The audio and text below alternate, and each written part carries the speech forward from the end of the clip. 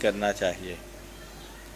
पाँव फटने के पहले अभिषेक नहीं करना चाहिए, पाँव फटने के उपरांत ही अभिषेक होना चाहिए। मंदिर जी के अंदर सीता हरण का तस्वीर लगाना चाहिए कि नहीं? पौराणिक आख्यान की दृष्टि से यदि लगाया जाए तो वैसा ही लगा सकते हैं, लेकिन वैसा ही लगाना चाहिए जैसा पद्म पुराण में वर्णित है। अब भगवान का अभिषेक बोरिंग के पानी से कर सकते हैं क्या? भगवान का अभिषेक शुद्ध छने जल से, प्राशुक जल से करना चाहिए। और पानी छानने की सही विधि कुएं के जल के अलावा बोरिंग के जल में संभव नहीं है। आजकल आप लोगों का प्रमाद बढ़ गया, जिसके कारण लोग बोरिंग के पानी का प्रयोग करने लगे हैं। इस प्रमाद को दूर करना चाहिए।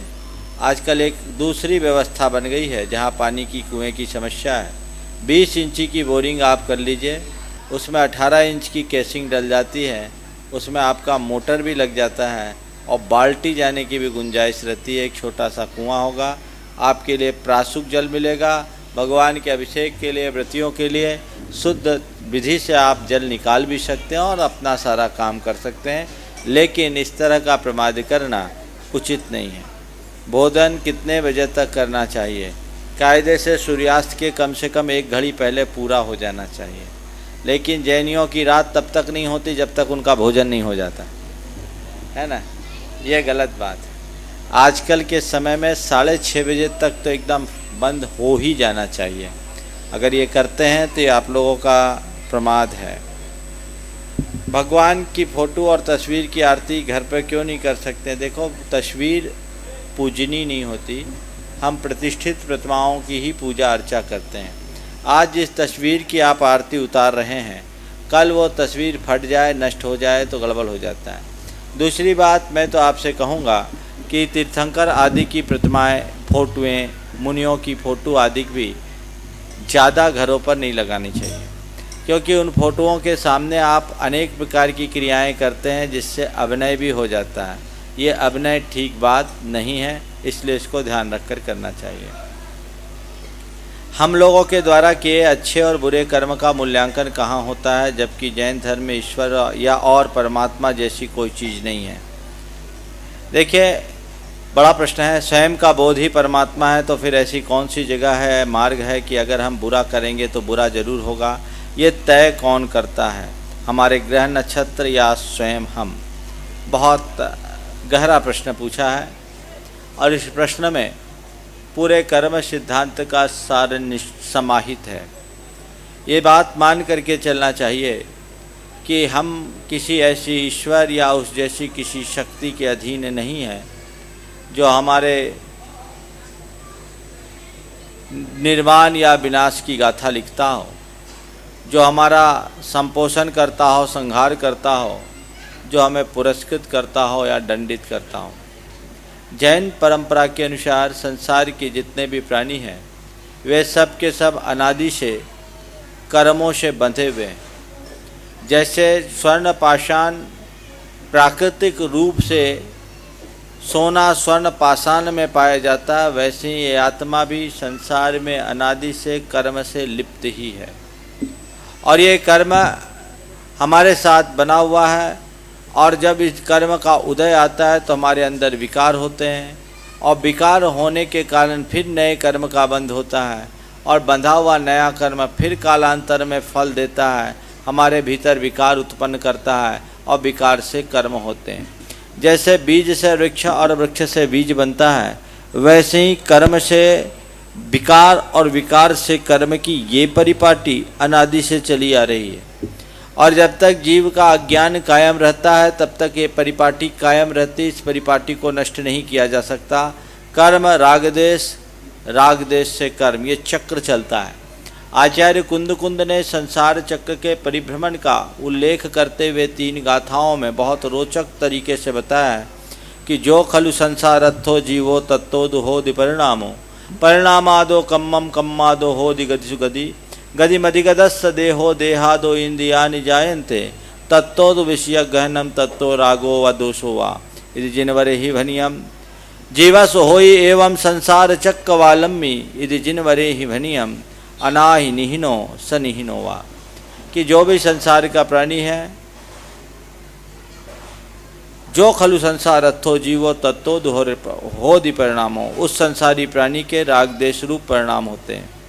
और राग देश रूप परिणाम के कारण परिणामादो कम्मम, राग देश रूप परिणाम से कर्म बनते हैं। कम्मादो गतिषु गति, कर्म के कारण वह एक गति से दूसरे गति में जाता है। गति मधिगदस देहो, एक गति से जब गत्यंतर में जाता है तो उसे शरीर की प्राप्ति होती है। और देहादो इंद्रियानि जायंती, और जब शरीर मिलता है तो उससे इंद्रियां प्रस्फुटित होती है। जब इंद्रियां प्रकट होती है तो फिर तत्तोद विषय गहनम, विषयों की ओर प्रवृत्ति होती है। और विषयों की ओर जब प्रवृत्ति होती है तो फिर राग द्वेष होता है। राग द्वेष होता है तो कर्म का बंध होता है। कर्म के बंध से गत्यंतर जाते हैं। गति से गत्यंतर जाते हैं तो फिर नया शरीर मिलता है।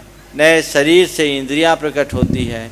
इंद्रियां विषयों की ओर भागती है। फिर राग द्वेष होता है, फिर कर्म बंध होता है। और ये चक्र जीव का अनादि से चला आ रहा है। अभव्य जीव का ये चक्र अनादि अनंत है। और अभव्य जीव का यह चक्र शांत हो सकता है, सनिधन है। तो ये चक्र अनादि से चल रहा है और इस चक्र को चलाने वाला कोई नहीं है, सहज रूप से ऑटोमेटिकली चल रहा है। समझ गए? इसलिए इसके लिए किसी कर्ता की ज़रूरत नहीं है। हम जैसे अभी जो बोल रहे हैं वो सामने सब कैमरे में रिकॉर्ड हो रहा है। जो हम बोल रहे हैं वही रिकॉर्ड हो रहा है। जिस क्रम से हम बोल रहे हैं उसी क्रम से रिकॉर्ड हो रहा है। और उसकी कैसेट में जब हम देखेंगे तो हमको कुछ भी दिखाई नहीं पड़ेगा, लेकिन उसको सिस्टम में लगाकर जब भी प्ले करेंगे तो सब दिखाई भी पड़ेगा, सुनाई भी पड़ेगा।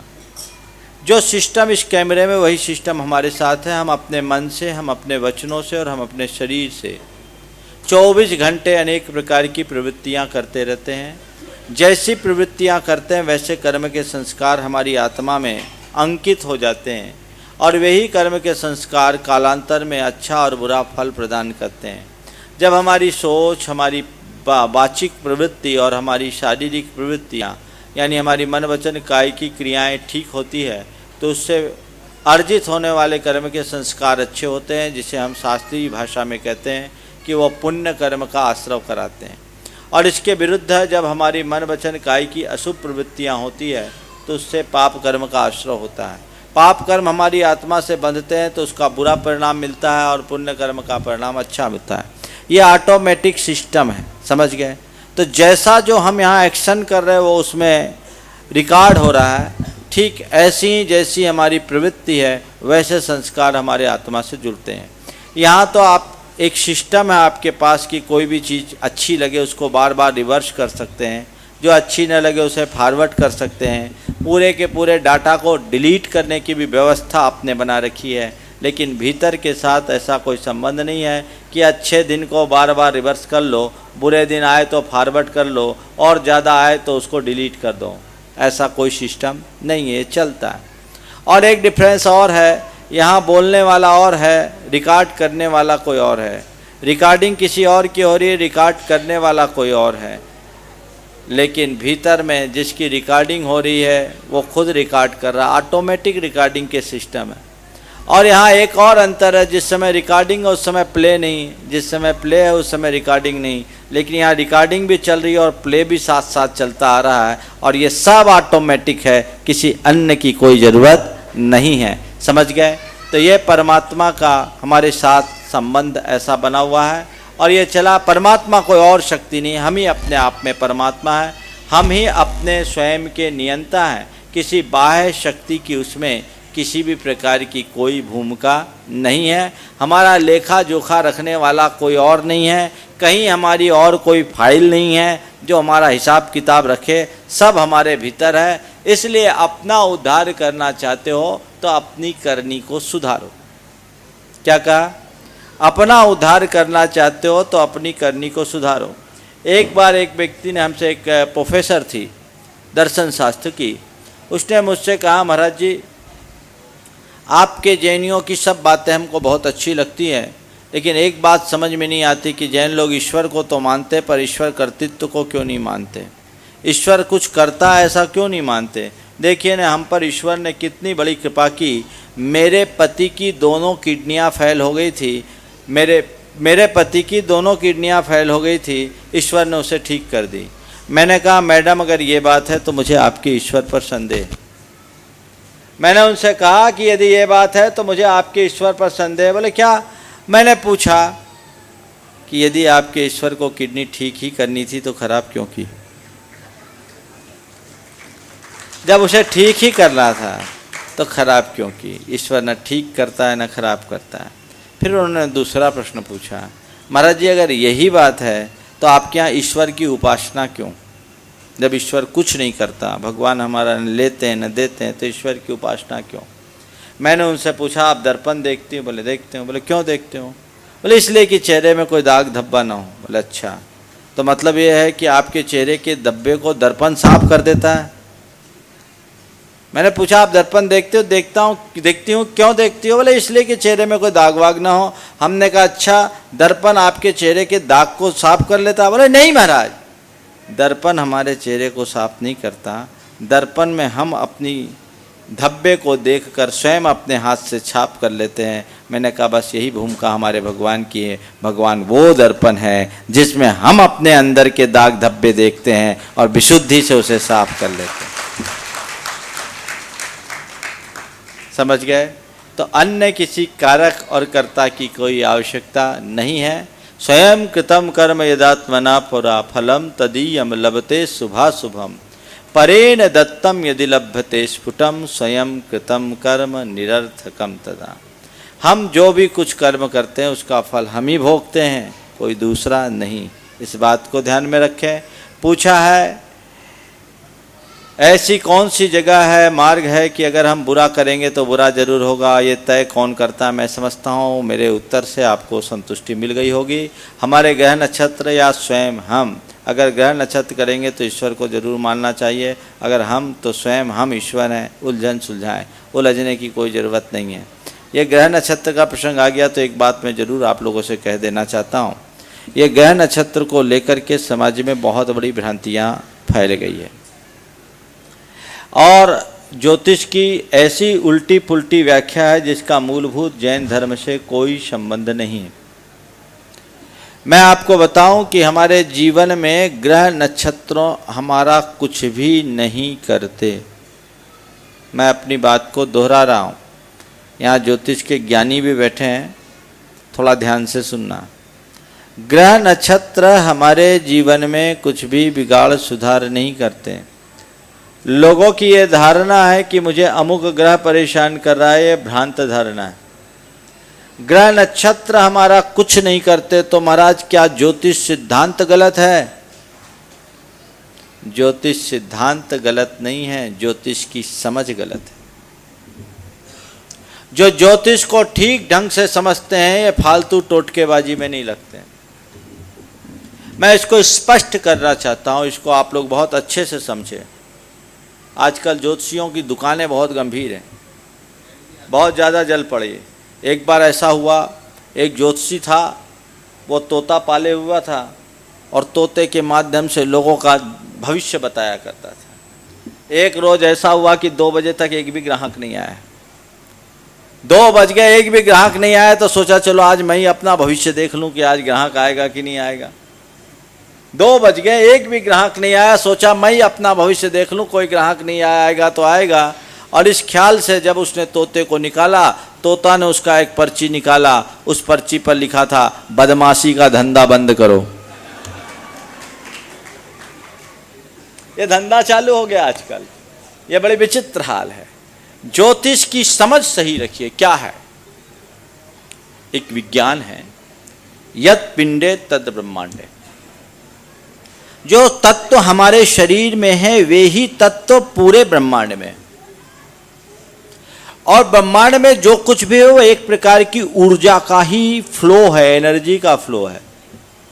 और ऊर्जा के स्रोत हैं ये सौर मंडल, जितने भी सूर्य, चंद्रमा, ग्रह, नक्षत्र आदि हैं, ये ऊर्जा के स्रोत हैं। इनसे पूरी की पूरी प्रकृति को ऊर्जा मिलती है। और इनकी एक गति निश्चित है, इनका 4 क्षेत्र बना हुआ, वो अपनी गली में चलते हैं एक निश्चित गति से।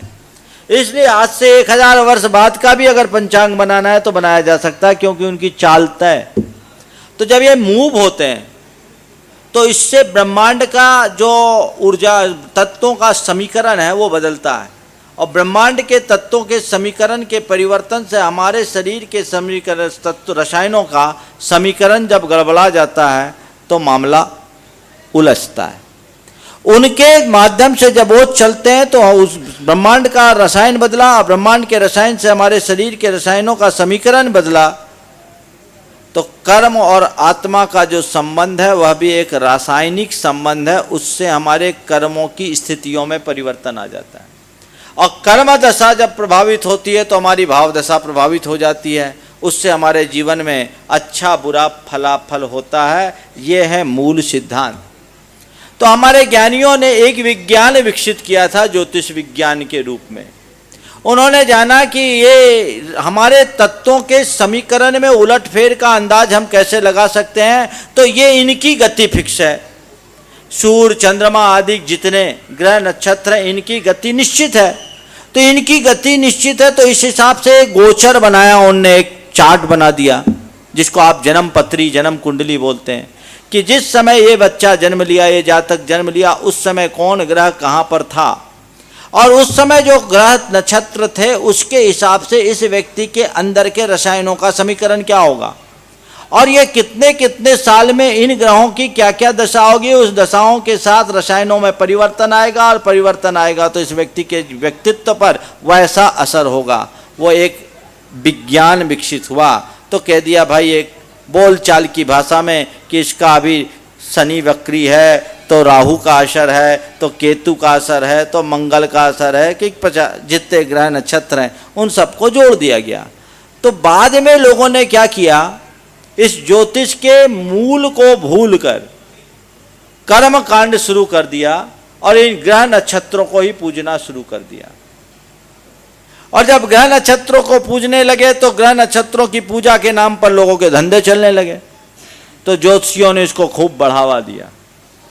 हमारे जैनाचार्यों ने जब देखा कि ये ग्रह नक्षत्र की पूजा होने लगी, ये ठीक नहीं, और सारी दुनिया दुखी, तो दुखी प्रजा को सही रास्ते पर लगाने के लिए तीर्थंकर प्रतिमाओं के नीचे सूर्य चंद्रमा आदि की मूर्तियां अंकित की जाने लगी वंदना मुद्रा में, ताकि ये लोग जान सके कि ग्रह नक्षत्र भी भगवान को ही पूजते हैं, इसलिए जो कुछ भी करना भगवान की पूजा अर्चा करो। आप ये पूछ सकते हैं क्या भगवान की पूजा से हमारे अंदर परिवर्तन आएगा, हमारे कर्म कटेंगे? हाँ, भगवान की पूजा से हमारे भाव दशा में परिवर्तन आता है, और भाव दशा के परिवर्तन से हमारे भीतर के कर्म के रसायन बदलते हैं, तो जो क्षति होती है उसकी बहुत अंशों में पूर्ति हो जाती है। तो प्रारंभ में ये ग्रह नक्षत्र को भगवान के चरणों में अंकित किया जाने लगा। आप देवगढ़ जाएं, सिरोंजी जाएं, 8वीं 9वीं 10वीं शताब्दी में ऐसी अनेक प्रतिमाएं गढ़ी गई जिनमें भगवान के पाद पीठ पर ये वंदना मुद्रा में देवी देव नवग्रह हैं। फिर बाद में धीरे धीरे जब और हुआ तो 24 तीर्थंकरों में से कुछ को अलग से जोड़ करके इनको ग्रह नक्षत्र की शांति के लिए जोड़ लिया गया। तो आप जो भी है ग्रह नक्षत्र को अपना कर्ता मत मानो, वो तो एक अनुमान का विज्ञान है। जैसे शकुन शास्त्र पढ़ते हैं कि आप निकल रहे हैं और आपको सामने से कुत्ता मुंह में रोटी लेकर आता दिख गया, तो इसका मतलब आपका काम सफल हो गया। तो कुत्ते ने आपके काम का सबको सफल नहीं बनाया, वो एक संकेत था शकुन के विज्ञान का कि अभी आपके आने वाले समय में कर्मों की दशा ऐसी होने वाली। इसी तरह ये ज्योतिष का एक विज्ञान था जिसे लोगों ने भुला दिया और गलत ढंग से ज्योतिष को प्रस्तुत करना शुरू कर दिया। मामला सब उलट पुलट गया। इसलिए ज्योतिष की ऐसी व्याख्या मत करें। के.एन. राव जो भारत के एक बहुत बड़े ज्योतिषविद हैं, प्रद्युमन कहते हैं कि मैंने उन्हीं से, वो मेरे गुरु है 95 साल के, उन्होंने एक लेख लिखा। वो लेख मेरे पास है। भारत के ख्यात नाम एस्ट्रोलॉजर के रूप में जाने जाते हैं। वो उन्होंने लिखा साहब, जैसे आजकल काल सर्प योग की चर्चा आ पड़ी है। मैं बाकी प्रश्नों को अभी गौन कर रहा हूँ, ये प्रश्न को ही पूरा प्रसंग ले रहा हूँ ताकि आप लोगों की भ्रांति दूर हो। काल सर्प योग के नाम पर एक बहुत बड़ा हवा है। उन्होंने लिखा कि ज्योतिष के किसी भी मान्य ग्रंथ में काल सर्प नाम का कोई योग ही नहीं है। इसे तो आज से 35 वर्ष पहले, वो लेख मैंने 10 साल पहले पढ़ा था, तो 45 वर्ष पहले जोड़ लो, तो इतने वर्ष पहले किसी विद्वान ने इजाद किया। यहाँ जितने 60 साल से ऊपर के लोग हैं उनको कभी बचपन में काल सर्प नाम का योग सुना क्या कोई व्यक्ति? बोले नहीं। तो उन्होंने लिखा कि 35 साल पहले किसी विद्वान ने इसे इजाद किया और अन्य लोगों ने इसका निषेध केवल इसलिए नहीं किया कि यह विद्वानों के पेट भरने का जरिया बन गया। उसमें एक सबसे उल्लेखनीय बात उन्होंने लिखी कि जिस राहु और केतु के केंद्र में सारे प्रमुख ग्रहों के आने पर यह तथाकथित काल सर्प योग कहा जाता है, वो तो लाभकारक राजयोग है। हाथ कंगन को आरसी क्या, मोरारजी भाई देसाई, चौधरी चरण सिंह, ज्ञानी जैल सिंह, धीरू भाई अंबानी, सचिन तेंदुलकर, अमिताभ बच्चन जैसे अपने अपने क्षेत्र के सफल और सफलतम लोगों की जन्म पत्री में तथाकथित काल सर्प योग है। अब बता आप क्या होगा? गड़बड़ है ना। मुझसे एक बार व्यक्ति ने बोला, महाराज जी काल सर्प योग का निवारण क्या है? काल सर्प योग होता है? बोले होता है, सबके पास काल सर्प लगा है। महाराज निवारण का उपाय क्या? बोले मुनि बन जा। काल रूपी सांप सबके सिर पर बैठा है, उस काल रूपी सांप से बचना है तो मुनि बना, और कोई रास्ता नहीं है। रत्नत्रय धार करके ही कोई अमर बन सकता है, समझ गए? और बाकी कोई काल सर्प का उतारा नहीं है। आजकल तो किसी को थोड़ा बहुत कुछ भी हो जाए तो काल सर्प योग, नौकरी नहीं लग रही तो काल सर्प योग, शादी नहीं हो रही है तो काल सर्प योग, बीमारी है तो काल सर्प योग, पिता से अनबन है तो काल सर्प योग, पति पत्नी में ठनी हुई है तो काल सर्प योग, कुछ भी करो काल सर्प योग। ये सब ढकोसले हैं। इस प्रकार के ढकोसलों में विश्वास मत करना। कर्म सिद्धांत पर आस्थावान बनोगे तो कर्म कांड में कभी जी न उलझेगा। आपके जीवन में कोई भी अशुभ संप्रयोग हो तो उसका निवारण प्रभु की आराधना से करो।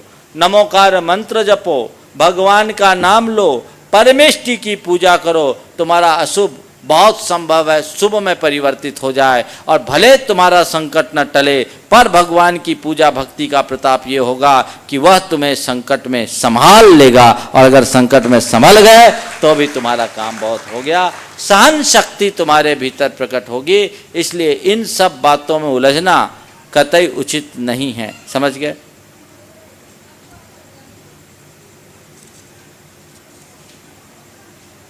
सुबह पहाड़ पर अर्घ कितने बजे चढ़ाना चाहिए? भैया पाँव फटने के पहले नहीं चढ़ाना चाहिए।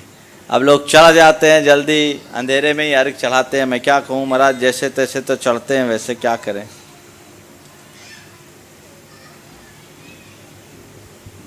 देखिए, भगवान के चरणों में फल आदि चढ़ाने के विषय में जो बात कही गई, जहाँ जैसी परिपाटी वैसी चढ़ाइए। अब हमसे पूछा गया कि कुछ लोग कच्चे नारियल का निषेध करते हैं, क्यों?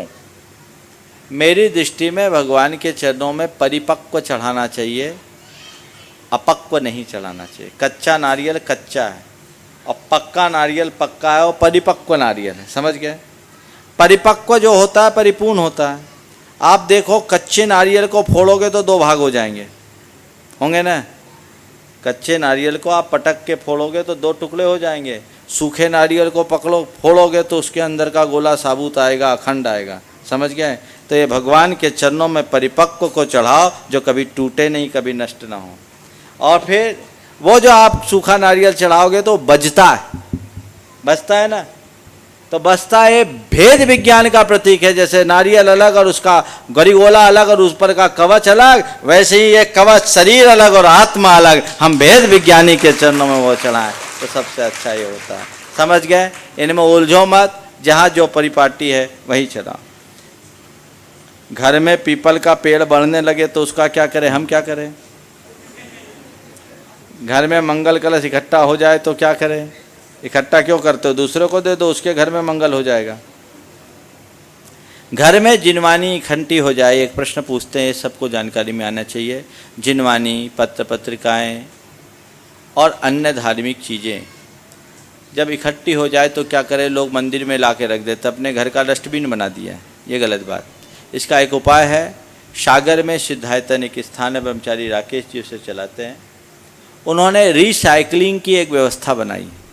आप अपने जितने भी कटे फटे शास्त्र हों, धार्मिक पन्ने हों, आप उनसे संपर्क करके भेज दीजिए। वो उसे गला करके फिर से कागज़ बनवा लेते हैं और उन कागज़ में दोबारा दूसरी जिनवानी छप जाती है। तो सब प्रकार के अभिनय और आदि से आप बच जाएंगे। ना उसका भस्म बनाना उचित है, ना उसे पानी में बहाना उचित है। रिसाइकिल हो जाती है, आप उसको उस तरीके से करें, वो आपके लिए ठीक रहेगी।